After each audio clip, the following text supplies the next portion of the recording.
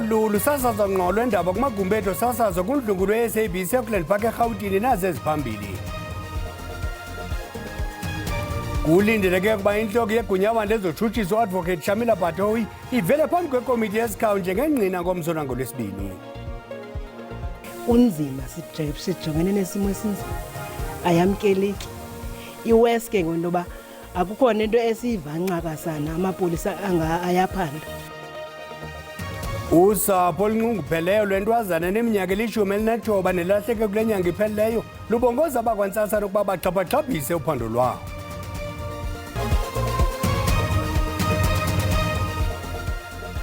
Tshoni lingenandaba sondelani mawethu ayityeba ngiteketeke imbizi yale ntlwa yelali xa inje kulweni ekhaya. Ibe iveke enzima epalamente ngethuba umphathiswa wamapolisa obambele unjengolwazi Firoz Kachalia isekela lakhe ugqirha Polly Boshelo nentloko yecandelo elizimeleyo ijongene norhwaphilizo u-Advocate Andrea Johnson bevele phambi kwekomiti yesikhawu. Oluphando lungene nzulu kwimiba yothuse uluntu de lungayithembi ngalo yomthetho.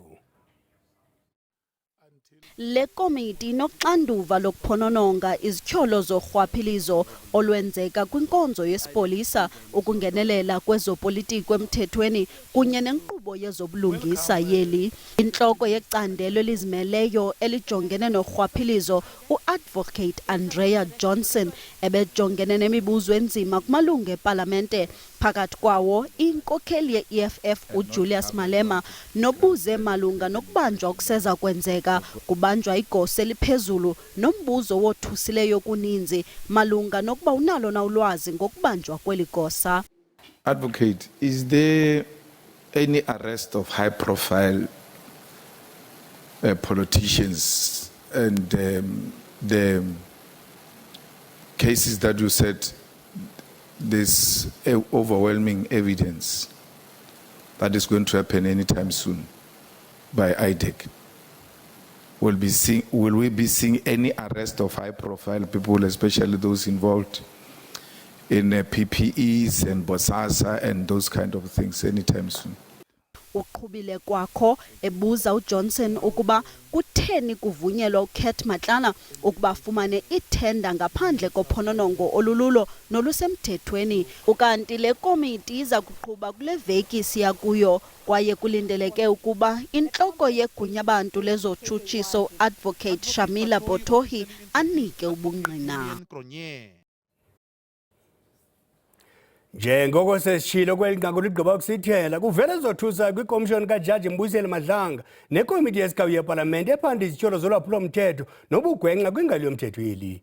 Ukuhlalutya umgama osele ugangathiwe kula maqonga amabini sibize ingcaphephe yomthetho u-Advocate Asanda Black. Nyawuza masikwamkele khawutsho kuvele zothusayo kweziveki ziqengqelekileyo kuwe mhlawumbi ziziphi ezona zibalulekileyo sozibonile ziye zavela kula maqonga? Enkosi kakhulu uBhutbele, mandibulise kuwe ndibulise nakubaphulaphuli nababukele emakhaya. Imiba yothuse kakhulu uBhutbele bubudlelwane obuphakathi kwamaqela amaqela la aphula umthetho kunye neziphathamandla zamapolisa. Yothusa kakhulu ke loo nto leyo kuba ke ithemba lethu thina singabemi belizwe eli loMzantsi Afrika likuziphathamandla zasesipoliseni ukuba zisikhusele koonqevu aba baphula umthetho banobungozi kakhulu. Ngoko ke loo nto leyo ke ithetha ukuba ukhuseleko lethu lunkenenkene luweak kakhulu. Ngaphandle kokhuseleko olo lwethu ithumela umyalezo ombi kakhulu in as far as i-investors or abatyali zimali, kuba ke sixhomekeke kubo ukuba uqoqosho le-country lukhule luye phambili abantu bazothi bakwazi ukufumana imisebenzi. Kanti xa ilizwe eli libonakala ingathi liyoyisakala okanye liyasilela ekulweni ulwaphulo-mthetho, abo batyala izimali bazaba noloyiko lokuzisa amashishini abo ukuze sikwazi ukuphila sephambili njengelizwe. Phume egusheni Nyawuza kukho iqela likaNjengele uMkhwanazi elityholayo kubekho iqela likaMnumzana Mchunu otyholwayo. Kula maqela amabini ngawaphi mhlawumbi onothi ayathembeka into ayithethayo? Okwangoku Bhutbele, okwangoku zisaqhuba ezi hearing, kodwa kuyabonakala ukuba eli cala lihambisana noGeneral Mkhwanazi lilo elibonakala ingathi lithetha into eyiyo okanye eyamkelekayo. kuba ke abo batyholwayo nguGeneral Mkhwanazi, which is iminister who is on leave, iminister uSenzo Mchunu kunye nesekela eli lepolisi elikhulu uNjengelesibiya sebelifumene ithuba lokuba baphendule kwezi zityholo zenziwe nguGeneral Mkhwanazi, kodwa ingcaciso yabo isesheyikhi okanye yathandabuzeka okwangoku. Mhlawumbi ke bazawuyicinga into yoba maybe bamcross examine okanye bambuze imibuzo uGeneral Mkhwanazi kwezi zityholo azenzileyo, mhlawumbi into engatshintsha, kodwa kwangoku eli cala likaGeneral Mkhwanazi lilo elisabonakala ingathi lithethe into ebambekayo. Khawutsho Faku, Mnumzana Mchunu kuthiwa ebeselethe kwi-ANC ufuna ukuthi gubucala yala, ingaba mhlawumbi loo nto le ithethe ukuthini nge-ANC kwicala lokulwa ubuqhophololo norhwaphilizo? Iyothusa kakhulu, iyothusa ukuba umbutho ofana ne-African National Congress ebesetshilo ukuba uyazirenyuwa, ufuna ukukhupha abo babonakala ingathi bayabandakanyeka kwizinto zorhwaphilizo. Kuba xa esetshilo ke uTata uSenzo Mchunu ukuba willing okanye uyafuna ukuthi gubucala kuze kungavumi i-ANC yona buqu.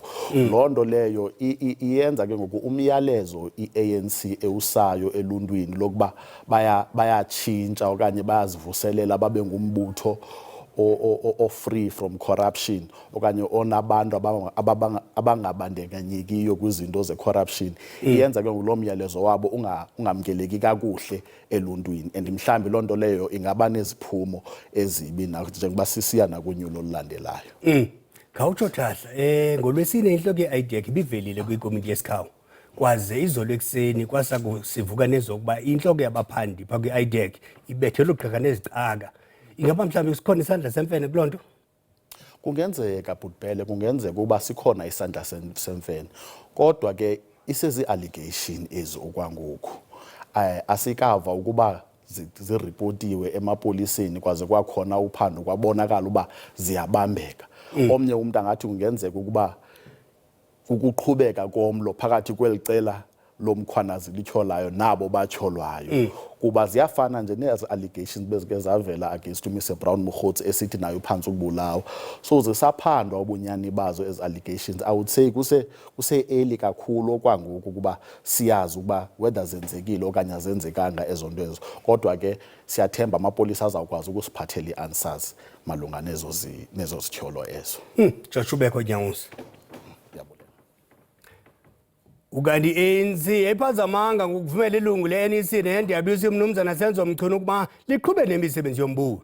Ukukusho ngumhlalutyi wezopolitiko onjengalwazentsikelelo breakfast. Yinsi isikhabile isicelo sikaMnumzana Mchunu sokuthi gubucala kuxanduva lombutho ngelithi umthetho wokuthi gubucala wenzeka kumalunga abekwe ityala ngokusesikweni. Mnumzana Mchunu kwikhefu elikhethekileyo njengomphathi wamapolisa ukutyhola ngokubhangisa ibutho eliqubisana nokugetyengwa kwabezopolitiko i-PKTT ngamafuphi. That Minister Senzo Mchunu, who is on special leave, did offer to step aside from all the organizational processes of the ANC. Izale umdla kwinkalo ezininzi. I-ANC isikhabile isicelo sikaMnumzana Mchunu sokuswaya kwimisebenzi yeqela. uMnumzana Mchunu lilungu lesigqeba esiphezulu salombutho kwaye uchophana kwikomiti ejongene nokusebenza kwansuku zonke kumbutho. Isithethi sombutho sithi ayikabilo xesha lokuba athi gubucala uMnumzana Mchunu. Reiterates that once a member is criminally charged, they voluntarily step aside from their responsibilities. Kalutyo wezopolitiko uthi akhonto ityhulu ngesigqibo se-ANC.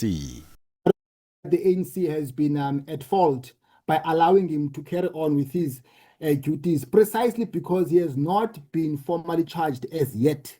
Kusenjalo isithethi sakhe sithi uMnumzana Mchunu uyile kwikomishoni yokuziphatha kwamalungu ye-ANC kwaye uza kuphinda xa ebuya kwikomishoni kaMadlanga. Kwenzeka umbhodamo kule veki kwiqugula le-MK Party. NgoLwesibini kubhengezwe ukugxothwa kombhexesho intloko uNkosikazi Colleen Makhubele kwatyunjwa uMnumzana Des van Rooyen. Akuphelanga nosuku olutshintsho lwarhoxisa waze usekela mongameli wombutho uGqirha John Hlophe wanqunyanyiswa lokugama kusenziwa uphando olupheleleyo malunga nokuziphatha kwakhe. I can assure you Usekela mongameli we-MKP osengxakini uqale ukubonakala kwezopolitiko emva kokuba iNational Assembly ivotele ukuba aguzulwe njengejaji. Emva konyulo jikelele lukazwelonke lonyaka ophelileyo waba lilungu lepalamente, wanikwa uxanduva lokukhokela iqela lakhe kweli ziko. I'm the party leader as well as the deputy president of Umkhonto weSizwe Party. The president has made it clear I mustn't be a crybaby. On issues relating to parliament, Mr. President, you are... Njengoko i-MKP ilelona qela lesithathu ngobukhulu epalamente ingekho nakwi-GNU, oku kubangele ukuba uHlophe anikwe esinye sezikhundla ezibalulekileyo ezikhoyo kumgaqo-siseko ukuba inkokheli yamaqela aphikisayo. Ukunqunyanyiswa kwakhe kushiye isikhewu, amanye amalungu ebuza ukuba ngubani inkokheli yawo. The Speaker has been appropriately informed of members of Parliament and their responsibilities by their parties. We will accordingly advise. So for now, we have not been advised. Order, honorable members of MK.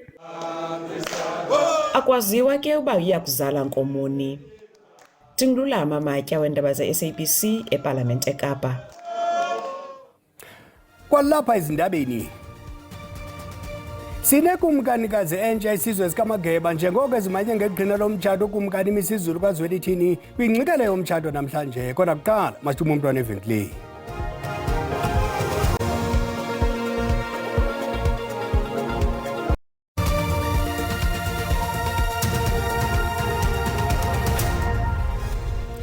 Siphodise kwakhona samkela nabo abasandula ukungena. Uyakwazi ke ukuzibukela izindaba ku-SABC Plus, SABC Lehigh, ukanti ukuphela kwazo ungazifumana kwikhasi le-YouTube ngokuba uthi SABC Indaba Zesixhosa. Masiphinde silume kwinqaku lethu elitshotsha entlanga lentlwa. Lindeleke ukuba vele phambi kwekomiti yesikawu epalamente uadvocate Shamila Batoyi oyintloko yegunya abantu lezotshutshiso ukususela ngomso. Uadvocate Batoyi uza kunika ubungqina phambi kwale komiti ekuvele imiba inzulu eyothuse uluntu de lungayithembi ngalo yomthetho. Usapho lwentombazane eneminyaka eli-19 budala elahlekileyo eNgcobo eMpuma Koloni lubongoza amapolisa ukuba angenelele ukukhangela intombi yalo. Ulinamandla Buhle Xhosana ugqityelwe ukubona ngomhla we-13 ku-Okthobha ephuma kwikhaya lakhe eThembise esiya kumhlobo wakhe kwilali ekufutshane ngethuba elahleka. Kutyholwa ngelithi indoda ethi yambona elila isithi udlwengule ijikile ingxelo yayo emapoliseni iculaculo limbi. Suku ezingaphezu kwama-25 akukabikho mkhondo ngokulahleka kaLinamandla. Abahlali abaye bathathela umsebenzi ezandleni zabo bathi uLinamandla uthathwe yindoda yasekuhlaleni nethe yamdlwengula yamgrumbela kwiziko lempilo elikufutshane. Izityholo amapolisa zikhabileyo ngelithi akho bungqina bubonisa oku. Ukanti usapho lukholela ukuba la mapolisa akhabe ezi zityholo arhuqa inyawo ekuphandeni ngokulahleka kwentombi yabo. Unzima sijongene nesimo esinzima. Ayamkeleki. Iwest ke ngoba akukhona into esiyivanqa sana amapolisa ayaphanda. Imibutho yamalungelo abantwana ibongoza ukuba uluntu luncedise ekukhangeleni uLinamandla. Lo gama umasipala walangingqi umemelela ukuba amapolisa anike ingqwalasela emandla kweli tyala. Ayikho into ba umuntu angavela nje enyamalala bemhlabeni angabikho ingathi uthathwe zingilosi wabhabha. Kumele uba makafunyane sicele nakwaba bantu batshoyo ukuthi wayekhe wabonwa phaya edolophini eNgcobo kufutshane netaxi rank ethile ehamba nomuntu oyimail noko bethuna makucetswana. Ufuna ukuqinisekisa into yoba amapolisa ekutyholwa into yoba amphethe kakubi umama womntwana lo beyokubikela amapolisa elityala. Sithi sifuna ubona into yoba mabaphenduliswe. Kwimpendulo ebhaliweyo isipolisa sithi akukho umntu selebanjiwe malunga nokulahleka kaLinamandla. Songeza ngelithi umntu obefunyanwe ngabahlali waze wabethwa selekhululiwe esibhedlele kwaye emva kokumxina ngemibuzo akho bungqina baneleyo bokumayamanisa nokulahleka kaLinamandla. Ndingusidima Mveku kwindaba ze-SABC ndiseNgcobo. Ikumkani yesizwe samaZulu, ukumkani imisizulu kaZwelithini zimanye ngeqhina lomtshato nenkosikazi yayo yesibini ukumkanikazi Nomzamo Myeni. Umtshato wesintu wokuqala bubanjelwe kwibhodela kwakhangela amankengane kwaNongoma KwaZulu-Natal. Lo msitho ubuzinyaswe ngumbono omxesibe wesizwe samaZulu. Ukumkani yesizwe samaZulu ukumkani Misuzulu Zwelithini uzimanye ngeqhina lomtshato lekumkani tshata nekumkanikazi uNomzamo Myeni ophuma kwingingqi yaseJozini kumantla KwaZulu-Natal. Ukumkanikazi uNomzamo ungena kweli qhina lomtshato njengenkosikazi yesibini yekumkani engena emva kokumkanikazi uNtokozo kaMayisela. Umtshato ububanjelwe kwakhangela amankengane kwaNongoma. Ours is to congratulate and support the King and want to, on behalf of the government of Gauteng in particular and by extension our government, to congratulate him and wish him well in his new marriage and wish the couple well wishes. We want to congratulate the King and we are here to support him. We have always made a commitment that we'll support this kingdom and we're doing that even practically. Indwendwe, inkosi nekumkani kuquka nabasemagunyeni bebephume ngobuninzi ukuza kuzimasa lo mtshato wasebukhosini. Ukanti ngaphambili bekukho ukubhidana ngosuku lomtshato nanjengoko bekukhe kwakho ingxelo eziphumayo eziphikisanayo ngosuku lomtshato. Umtshato wokugqibela wodumo ebukhosini ngaphambili yayingowalowo ungasekhoyo ukumkani uZwelithini Bheki uZulu ngo-2014 etshata ikumkanikazi uZola Mafu. Umasipala wesithili OR Tambo eMpuma Koloni uthi kuninzi kumele kwenziwe ukuphucula ezokhenketho kwingingqi Wild Coast. Iinkokheli zalo masipala zityelele imimandla ezokhenketho elisikisiki esajonisi nakumasipala waseNyandeni. Ezi ngingqi zinamanxweme Wild Coast kuquka neengxangxasi zamanzi, imiyezo yezilwanyana, kodwa nangona kunjalo mininzi imingeni ethibaza ukhenketho njengeendlela ezimbi nokunqongophala kwamanzi. Amagosa webhunga lomasipala iOR Tambo kunye nabanye oomasipala bebetyelele unxweme neendawo ezithandwa ngabatyeleli. Olu tyelelo ibikwalithuba labo basebenza ngezokhenketho nabo baseburhulumenteni baxoxe ngemicelimngeni kwezokhenketho. Demani into abantu baphume ezofisini zabo baze bazabona kwezi ndawo sikuzo into ba senzana na nangezinto basinika zona bazobona ba siyazisebenzisa ngohlobo besithe sisebenzisa ngalo xa besizicela kubo. Indlela kunye nokunqongophala kwamanzi yenye yemicelimngeni kule ngingqi. Pit toilet, so ngoku asikwazi ukuba senze ezi ziflatshwa ngenxa yoba sibethwa ngamanzi. Also into engathi ingancedisa indlela zalapha zimbi ezububona akho ne-signboard ingase noko urhulumente angasincedisa ewe kona iOR Tambo nomasipala wasePort St Johns bandi asistile. Umasipala wesithili iOR Tambo ukholelwa ukuba kusekuninzi kungenziwa ukuncedisana nezokhenketho. Sithe sakunika ingqwalasela kwezokhenketho. Xa sinika ke ingqwalasela kwezokhenketho kufuneka sijonge izakhiwo zokhenketho. Kufuneka sijonge abantu abathabatha inxaxheba kwezokhenketho ukuze sibe nomfanekiso nguwo womsebenzi ekumele siwenzile ukubancedisa aba bantu bathatha inxaxheba kwezokhenketho. Uluntu luyabongozwa lukhusele abatyeleli nanjengoko bedlala inxaxheba kwezorhwebo. Ndingulwandile Mbulali esajonisi. Ubunkokheli be-Unite for Change bubhengeze ngokusesikweni indlela yoluhlu lwabagqatswa ukulungiselela unyulo lorhulumente basemakhaya kunyaka ozayo. I-Unite for Change intlanganisela iRise Mzansi, iBosa kunye neGood Party. La maqela athi awaseki iqela elitsha koko ayasebenzisana kunyulo lorhulumente basemakhaya kwisigunyaziso esikhokhelwa ngabantu hayi yantlukwano yawo yezopolitiko.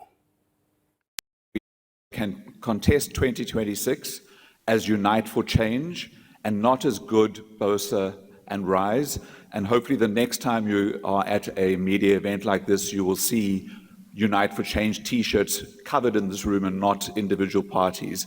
Unite for Change is an electoral platform. It attracts candidates. It is a political party that we're putting on the ballot. There are many forms of violence that South Africans suffer today. That South Africans have suffered for years, and South Africans will suffer for many years to come if we do not do anything to stop it. Sekushiyeka insuku ezilishumi elisithathu ihlale ingqungquthela le-G20 neza kusingathwa leli ziko losasazo i-SABC. Le nkomfa iza kubanjelwa kwisixeko saseRhawutini. NgoNovemba amehlo onke ehlabathi azabe ethe ntsho kuMzantsi Afrika kwaye iziko le-SABC liza kuphathela konke njengeziko losasazo elingundoqo lengqungquthela yamazwe e-G20 ka-2025. Sukuphoswa nayenye kwizikhululo zikanomathotholo ze-SABC ezili-18. Bukela usasazo nzulu kwijelo le-SABC News, SABC Lehaye, SABC 1, 2 and 3. Hlala usemfuthweni kuwo onke amaqonga onxibelelwano nakwi-G20 pop-up channel yethu. G20 South Africa 2025 sizisa kuwe.